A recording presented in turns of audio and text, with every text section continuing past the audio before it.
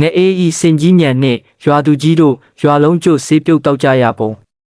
မကွေးကုန်းရွာဆိုတာရွာနာကကစုံခင်းတွေတမာပင်တွေနဲ့နာမည်ကြီးလာတဲ့ကြေးရွာကြီးတစ်ရွာပါဒါပေမဲ့အဲ့ဒီရွာမှာငဲအေးဆိုတဲ့ကောင်လေးတစ်ယောက်ရှိနေတဲ့၍တော့ရွာထဲမှာအေးချမ်းတယ်လို့မရှိပါဘူးငဲအေးဆိုတာဘာအလုံးမမလုပ်ပဲရွာထဲမှာအကြံဖန်လုပ်စကားကိုအလွဲလွဲအမှားမှားရှွတ်နောက်နောက်ပြောပြီးဝိုင်းရေးဖြစ်ရှင်းနေသူပေါ့ရွာသူကြီးဦးစိန်ဘက်မှာတော့အလွန်တရာအဖိုးတန်နေဆိုပြီးဂုံယူနေတဲ့စင်ဖြူရုပ်တုကြီးတရုပ်ရှိပါတယ်သူကြီးကသူ့စင်ရုပ်ကြီးကိုရွာထဲကလူတိုင်းမြင်အောင်အိမ်ရှိမှာတင်ထားပြီးအမြဲတမ်းကြွားနေတတ်တာပါတနေ့မှာသူကြီးဦးစိန်ဘက်ကရွာစရက်ပေါ်မှာစပွဲခုံချရွာသားတွေကိုမိကွန်းချွေနေတာပေါ့ကြည်ကြဆန်းရွာသားတို့ငါရဲ့စင်ဖြူရုပ်ကြီးဟာမြို့ပေါ်ကဘီတုကာကြီးစီကနေဝယ်လာတာဒီစင်ရုပ်ကြီးကလေလိုမြန်တာဘယ်သူမှလိုက်မမီဘူးငဲအေးကဇရက်အောက်ကနေစေးတံတောက်ရင်လှမ်းပြောလိုက်ပါတယ်သူကြီး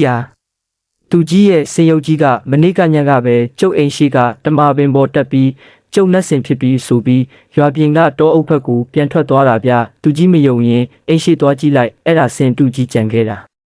သူကြီးကဒေါသတကြီးနဲ့အိမ်ရှိသွားကြည့်လိုက်တော့စင်ရုပ်ကြီးကရှိနေတော့မှာပဲသူကြီးကဟဲ့ကောင်ငဲအေးစင်ရုပ်ကြီးကအိမ်ရှိမှရှိနေတော့မဲ့မဟုတ်လားမင်းငါ့ကိုလိန်တာမလားငဲအေးကမျက်နှာသေးလေးနဲ့ဟာသူကြီးကကျုပ်ကစင်အစ်စ်ကပြန်သွားတယ်လို့ပြောတာလေအခုကြံခဲ့တာကသူကြီးမသိအောင်တရေမကလာထားပေးသွားတဲ့ကြောက်စင်းတူစင်တူကြီးလေသူကြီးဦးစိန်ဘက်မှာစင်တူဆိုတဲ့စကားကြားလိုက်ရတော့ရင်ဘက်ကိုလက်နဲ့ဖိပြီးစင်ရုပ်ကြီးကိုတေချာပြန်ကြည့်ရပါတော့တယ်ရွာသားတွေလည်းတဟားဟားနှက်အောင်ရေကြတော့တာပေါ့သူကြီးဦးစိန်ဘက်ကငအေးကိုမကျေနပ်တာနဲ့ရွာထဲကဆရာမဆိုတဲ့ဘိန်းတော်ဆရာကြီးနဲ့ပေါင်းပြီးငအေးကိုအယူလုပ်ဖို့ကြံပါတော့တယ်ဆရာမကရွာစရက်ပေါ်မှာဆေးအိုးကြီးတစ်လုံးတင်ထားပြီးရွာသားတို့ငါမှာဘာယောဂမဆိုပျောက်တဲ့ဧကရီတန့်စင်ဆေးရှိတဲ့ဒီဆေးကိုတစ်ခွက်တောက်ရင်ဘာယောဂမှမဖြစ်တော့ဘူးဒါပေမဲ့ဆေးတောက်ခကရွှေတပဲပေးရမယ်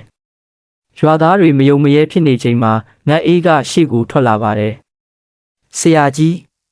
ကျုပ်မှာတော့ရွှေမရှိဘူးဒါပေမဲ့ကျုပ်မှာဝမ်းပိုက်ထဲကငကားမလေးရှိတယ်အဲ့ဒီငကားမလေးကဆရာကြီးရဲ့ဆေးနှမ်းရရင်ဝမ်းပိုက်ထဲကနေအပြင်ကိုထွက်ပြီးဆရာကြီးရဲ့နာရွက်ကိုကိုက်လိုက်မယ်ဆရာမြကမယုံပဲဟေ့ကောင်ဘိုက်ထဲမှာငကားမရှိပါဘူးမင်းလိန်နေတာငဲအေးကဘိုက်ကိုကိုင်ပြီးအော်ဟစ်လိုက်ပါတယ်အာအမေထွက်လာပြီဆရာကြီးဆေးအနှံ့ကြောင့်ငကားမလေးထွက်လာပြီဆရာကြီးနရွက်ကိုပုံထားငကားမလေးကအနံ့ရတဲ့နရွက်ကိုတွင်းမှတ်ပြီးဝင်ပုံးတက်တယ်။ဘိန်းတော့ဆရာကြီးဆရာမရောသူကြီးပါလန့်သွားပြီးနရွက်နှစ်ဖက်လုံးကိုလက်နဲ့အုပ်ထားလိုက်ကြတာပေါ့။ငအေးကဆရာမရဲ့ဆေးအိုးတွေကဆေးရည်တွေကိုခွက်နဲ့ခတ်တောက်လိုက်ပြီးအာအခုမှပဲငကားမလေးငြိမ်သွားတော့တယ်ဆရာကြီးရောဆေးကတော့အတော်တောက်လို့ကောင်းတာပဲငကားမလေးငြိမ်သွားအောင်မနှက်ဖြန်လဲတစ်ခွက်လာတောက်ဦးမယ်နော်ရွာသားများမှာငအေးဤအကွက်ဆန်းကြောင့်ဝလုံးကွဲမတက်ရေမောကြပြီးဆရာများမှာဆေးဖိုးလည်းမရနိုင်ရွက်လည်းအုပ်ထားရလျက်နဲ့ကြံခဲ့ရပါတော့တယ်။တညမှာတော့သူကြီးဦးစိန်ဘက်ဟာရွာဆောင်နှက်ကိန်းဝတ်တယ်ဆိုတဲ့ရွာပြင်ကညောင်မင်းကြီးအောက်မှာနှက်တင်ဖို့အတွက်ဝက်သားဟင်းအိုးကြီးနဲ့အကင်တွေကိုသွားတင်ပါတယ်။ငအေးကဒါကိုကြိုတိထားတော့ညောင်မင်းကြီးနောက်ကနေပုံနေလိုက်တာပေါ့။သူကြီးကဥချပြီးအရှင်နှက်မင်းကြီးရွာသူရွာသားများအေးချမ်းပါစေမကောင်းတဲ့ငအေးကိုလည်းရွာကနေမောင်းထုတ်ပေးပါအရှင်နှက်မင်းအဲ့ဒီအချိန်မှာငအေးကတစ်ပင်နောက်ကနေအတန်အော်ကြီးနဲ့သူကြီးဦးစိန်ဘက်ငါရွာဆောက်နှက်မင်းပဲနေ့ရဲ့တောင်းစုကိုငါကြားတယ်ဒါပေမဲ့နင်းတင်ထားတဲ့ဝက်သားဟင်းကအယိုးတွေများလုံးနဲ့ငါမှနှက်ဖြစ်နေပေမဲ့တော့မကောင်းဘူးငါအတွက်အသားကြီးပဲရွေးပြီးလက်နဲ့ခွန်ကြွေးစမ်းသူကြီးမှာကြောက်လန့်တကြားနဲ့ဝက်သားဟင်းတွေကအသားတွေကိုရွေးပြီးတစ်ပင်ခွာကြတဲ့ကိုလှမ်းခုန်ပေးရတော့တာပေါ့ငါအေးလဲတစ်ပင်နောက်ကနေပါဆက်ဟာပြီးဝက်သားဟင်းတွေကိုအဝါစားလိုက်ပါတယ်အဝါစားပြီးတဲ့အခါငအေးကအတန်ပြောင်းပြီးအေးငါနှက်မင်းအတော်ပိုက်ဝသွားပြီးဒါနဲ့သူကြီးနင်မနှက်ဖြန်ကြရင်ငအေးကိုရွှေတင်ကားတစ်ဆက်ပြားသွားပေးလိုက်ပါမဟုတ်ရင်ငါနှက်မင်းနဲ့အိမ်ပေါ်ဆင်းပြီးညတိုင်းဝက်သားဟင်းလာတောင်းစားမယ်သူကြီးဦးစိန်ဘက်မှာမှန်ပါအရှင်နှက်မင်းဆိုပြီးတုံရင်ရင်နဲ့အိမ်ကိုပြန်ပြေးရပါတော့တယ်နောက်တနေ့မနက်မှာသူကြီးဦးစိန်ဘက်ဟာငအေးအိမ်ကိုရွှေတင်ကတစ်ဆက်ပြားသွားပေးပါတယ်ဒါပေမဲ့ငအေးအိမ်ရှိရောက်တော့ငအေးကသူ့တငယ်ချင်းတွေကိုဝက်သားဟင်းနဲ့ကျွေးမွေးပြီး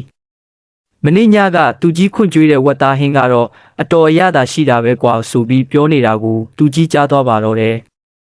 သူကြီးဒေါသထွက်လွန်းလို့ရွှေတင်ကားတွေကိုပြန်သိမ်းပြီးမင်းငဲအေးနဲ့မင်းဟန်ဆောင်ပြီးငါ့ကိုဝက်သားဟင်းခွန့်ကြွေးခိုင်းတာမင်းပေါ့ငဲအေးကပြုံးစီစီနဲ့ပြန်ပြောတယ်သူကြီးရကျုပ်ကနတ်မင်းမဟုတ်ပါဘူးဒါပေမဲ့သူကြီးမင်းညကနတ်မင်းစီမှာဆူတောင်းလုံးကငအေးကိုရွာကမောင်းထုတ်ခိုင်းတာမို့လို့နတ်မင်းကကျုပ်ကိုခွန်အားပေးလိုက်တာပါသူကြီးဝတ်သားဟင်းခွန့်ကျွေးလို့ကျုပ်မှာအခုထိပိုက်ဝနေတော့မဲရွာသားတွေပါရောက်လာပြီးကိစ္စအဝဝကိုတီးသွားတဲ့အခါရွာသူကြီးရောဘိန်းတော်ဆရာရောငအေးရဲ့အကွက်တွေကိုဘလို့မှမရှင်နိုင်ကြောင်းလက်ခံလိုက်ရပါတော့တယ်သူကြီးဦးစိန်ဘက်လည်းနောက်ဆုံးမှာငအေးကိုရွာကမောင်းမထုတ်တော့ပဲရွာထဲမှာအပျော်ပါဟာသားများပြောဆိုရင်ငြိမ်းချမ်းစွာဆက်လက်နေထိုင်သွားကြပါတော့တယ်